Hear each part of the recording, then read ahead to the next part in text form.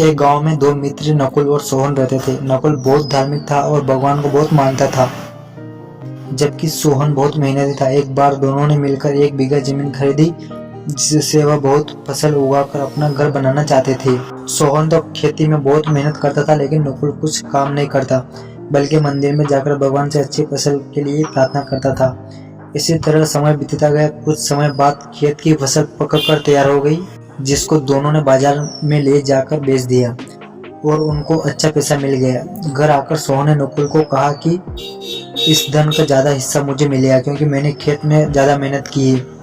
यह बात सुनकर नकुल बोला, नहीं, धन का तुमसे ज्यादा हिस्सा मुझे मिलना चाहिए, क्योंकि मैंने भगवान से इसकी प्रार्थना की, तभी हमको अच्छी फसल हुई। भगवान बिना कुछ संभव नहीं है। जब वह दोनों इस बात को आपस में नहीं सुलझा सके, तो धन के बंटवारे के लिए दोनों गांव के मुखिया के पास पहुंचे। मुखिया ने दोनों की सारी बात सुनकर उन दोनों को 1-1 बोरा चावल का दिया, जिसमें कंकड़ मिले हुए थे। मुखिया ने कहा कि कल सुबह तक तुम दोनों को इसमें से चावल और कंकड़ अलग करके लाने हैं, तब मैं निर्णय करूंगा कि इस धन का ज्यादा हिस्सा किसको मिलना चाहिए।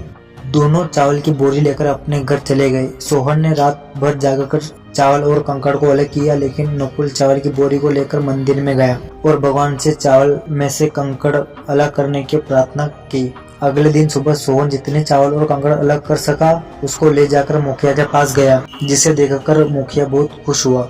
नकुल वैसी की वैसी बोरी को ले जाकर मुखिया के पास गया। मुखिया ने नकुल को कहा कि दिखाओ तुमने कितने चावल साफ किए। नकुल ने कहा कि मुझे भगवान पर पूरा भरोसा है कि सारे चावल साफ हो गए होंगे। जब बोरी को खोला गया तो चावल और कंकड़ वैसे के वैसे ही थे। जमींदार ने नकुल को कहा कि भगवान भी तभी सहायता करते हैं जब तुम मेहनत करते हो। जमींदार ने धन का ज्यादा हिस्सा सोहन को दिया। इसके बाद नकुल भी सोहन की तरफ खेत में मेहनत करने लगा और अब की बार उनकी फसल पहले से भी अच्छी हुई। इस कहानी से हमें यह सीख मिलती है कि हमें कभी भी भगवान के भरोसे बैठना नहीं चाहिए। हमें सफलता प्राप्त करने के लिए मेहनत करनी चाहिए।